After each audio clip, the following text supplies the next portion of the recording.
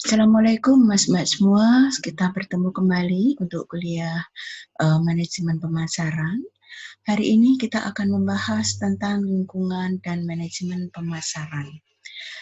Mas-Mbak semua, saya ingatkan sekali lagi, jangan lupa untuk melakukan presensi di OJW. Ya, jadi presensi sudah saya buka 30 menit tadi sebelum jam kuliah kita, dan nanti akan ditutup 15 menit setelah jam kuliah.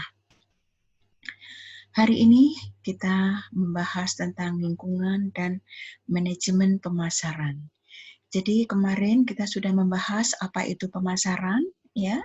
Jadi pemasaran adalah semua yang kita lakukan untuk membujuk seseorang melakukan sesuatu. Nah, sekarang apa yang dimaksud dengan sistem pemasaran? Sistem pemasaran adalah sekelompok item atau butir yang saling berhubungan dan saling berkaitan secara tetap dalam membentuk satu kesatuan terpadu. Jadi dalam pemasaran itu ada beberapa item yang saling bekerja sama atau saling berhubungan, ya. Nah, item-item itu apa saja? Nah, ternyata ada 5 item yang tergabung, yaitu yang pertama adalah gabungan organisasi yang melaksanakan kerja pemasaran. Ya, siapa ini? Ya, ada penjual, ya, ada pedagang, ya, dan semua yang tergabung, semua organisasi yang melakukan kerja pemasaran. Kemudian di situ juga harus ada produk, jasa, gagasan, atau manusia yang dipasarkan. Ya, jadi tadi ada yang menjual, ini juga harus ada yang dijual. Nah, yang dijual itu apa? Bisa produk, bisa jasa, bisa gagasan, atau manusia. Kalau manusia dijual itu maksudnya apa ya? Oke, saya kira Anda paham semua bahwa manusia yang dipasarkan dalam hal ini artinya adalah manusia sebagai tenaga kerja. Kemudian, item yang ketiga adalah target pasar. Ya, siapa pangsa pasarnya? Kepada siapa produk, jasa, dan gagasan itu akan kita jual? Jadi ada target pasarnya. Kemudian yang keempat adalah perantara, dan yang kelima adalah lingkungan, misalnya kondisi ekonomi, politik, dan sebagainya. Nah, lingkungan ini juga akan mempengaruhi pemasaran. Seperti apa? Nanti kita bahas lebih lanjut. Sistem pemasaran yang paling sederhana ini terdiri organisasi pasar dan target pasar. Jadi ada organisasi pasar, dalam hal ini adalah penjual, dan ada target pasarnya, dalam hal ini adalah pembeli. Ya, hubungan antara keduanya ini akan menimbulkan dua arus. Ya, arus dari penjual ke pembeli dan sebaliknya arus dari pembeli ke penjual. Apa yang ada di dalam arus tersebut? Oke. Yang pertama adalah arus dari penjual ke pembeli. Ya, di sini kita sebut sebagai arus produk. Ya, di situ akan mengalir atau menginformasikan produksi dan jasa dari organisasi pemasaran. Ya, jadi di situ akan ada informasi dari penjual kepada pembeli bahwa ada suatu produk dan jasa yang sedang dipasarkan. Ya.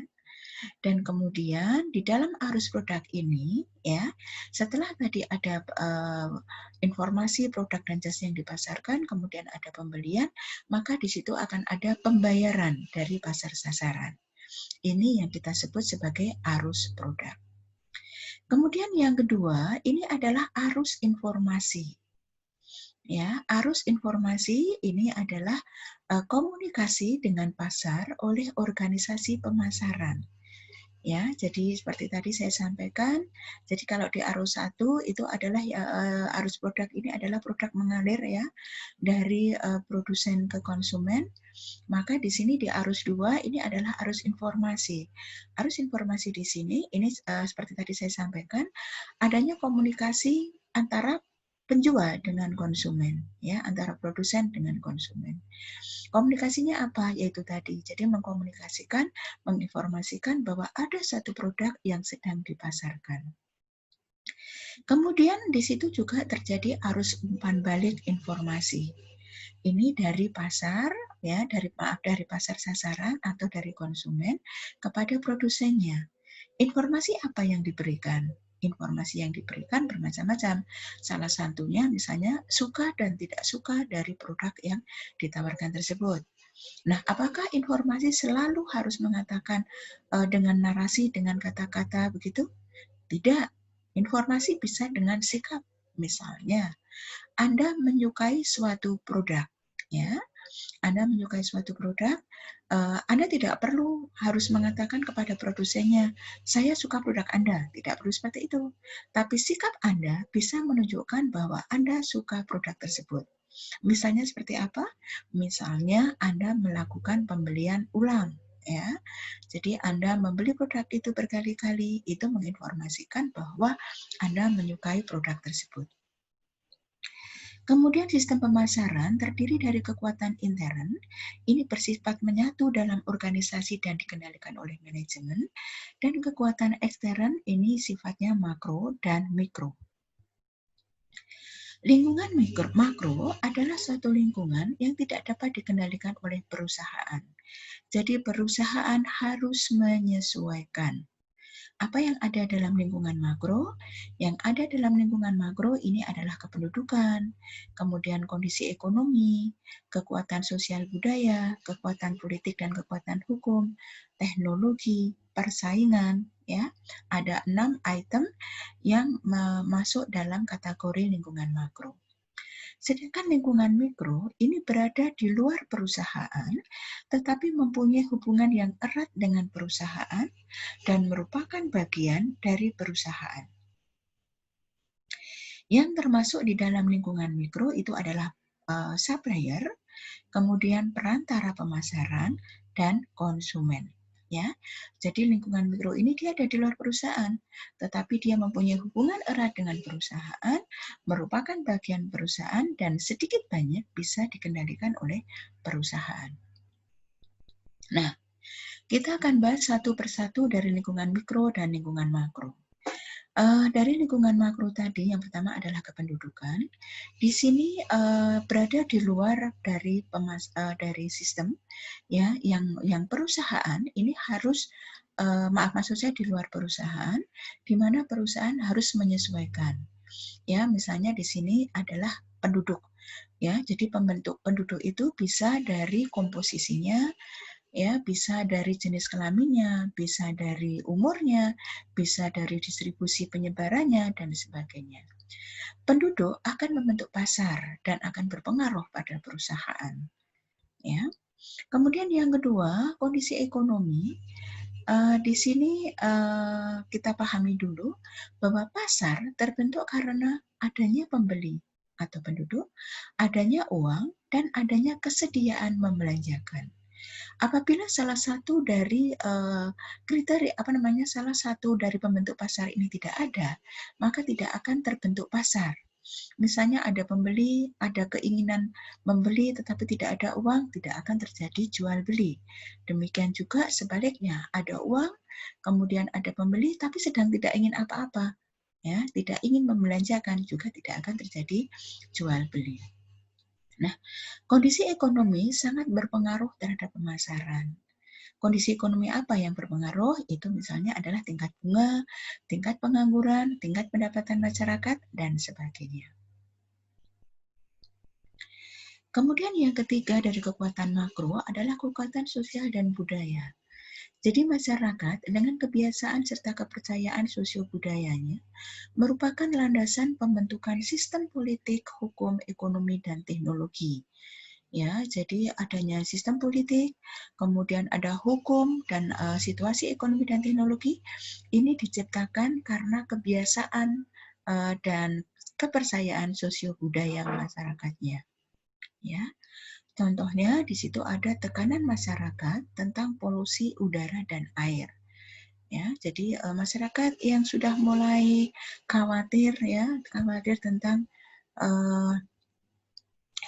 semakin berkurangnya sumber daya air misalnya, atau semakin khawatir dengan polusi yang sudah melebihi ambang batas. Nah, ini ada tekanan dari masyarakat untuk menciptakan suatu hukum terkait dengan polusi dan air. Nah, kemudian 3 kelompok kekuatan sosial yang berpengaruh penting dalam pemasaran, ini ada 3, yaitu gaya hidup dan nilai-nilai sosial perorangan, kemudian masalah-masalah yang luas, dan konsumerisme. Kemudian yang keempat dari faktor dari lingkungan makro adalah kekuatan politik dan hukum. Politik dan hukum ini merupakan pengecualian, ya, karena relatif bisa dikendalikan oleh manajemen.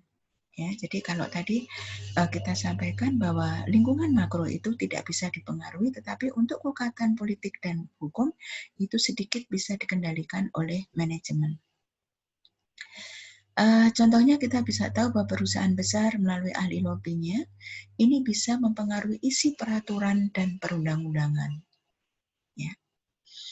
Nah, ada hal yang Anda perlu pahami di sini bahwa eksekutif pemasaran tidak sama dengan penasihat hukum. Jadi perlu tahu tentang hukum, khususnya beberapa hal pokok, mengapa undang-undang itu dikeluarkan, ketentuannya dan sebagainya. Ya. Jadi dia tidak perlu sebagai ahli hukum, tapi perlu tahu tentang hukum. Secara umum, undang-undang dan peraturan dibagi menjadi 2, yaitu undang-undang yang mengatur kompetisi dan undang-undang yang melindungi konsumen. Kemudian yang kelima dari lingkungan makro adalah teknologi. Nah, kita semua tahu bahwa teknologi ini berpengaruh pada gaya hidup, pada pola konsumsi dan kesejahteraan petani. Kesejahteraan ekonomi, ya. Dan ini kita tidak bisa mengendalikan, tetapi kita harus menyesuaikan. Dobrakan teknologi utama memberi 3 dampak pemasaran. Yang pertama, teknologi memulai industri baru. Teknologi merubah dengan drastis atau melumpahkan industri yang sedang berjalan, dan teknologi yang merangsang pasar industri lain yang tidak ada hubungannya dengan teknologi baru. Teknologi berdampak positif dan negatif, tetapi ironisnya teknologi membuat masalah, tetapi dengan teknologi pula masalah diatasi. Ya, jadi sangat ironis. Dan yang terakhir dari lingkungan makro adalah persaingan. Persaingan dapat kita bagi menjadi 3, yaitu antar produk sejenis, antar produk dengan produk substitusi, dan dengan produk lain. Nanti kita diskusikan contoh-contoh yang termasuk di sini. Kemudian lingkungan mikro eksternal. Jadi lingkungan mikro eksternal ini berada di luar perusahaan, tidak dapat dikendalikan oleh perusahaan, tetapi tidak sebebas kekuatan makro. Ya, nah perusahaan masih bisa menekan.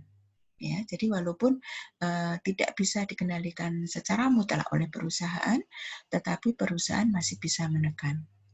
Yang termasuk dalam lingkungan mikro eksternal ini adalah pasar, pemasok, perantara.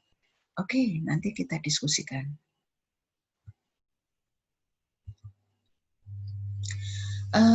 Mas Mbak semua, jadi materi hari ini seperti ini, ya. Jadi ini yang saya sampaikan adalah materi hari ini tentang lingkungan dan manajemen pemasaran. Ya. Saya sengaja tidak menyampaikan secara detail supaya nanti bisa kita gunakan sebagai bahan diskusi. Setelah Anda selesai mendengarkan atau memutar dari video ini, silahkan kita memulai diskusi. Peraturannya seperti kemarin, jadi Anda tunjuk jari terlebih dahulu dan nanti akan saya persilahkan untuk mengajukan pertanyaan ataupun tanggapan. Terima kasih.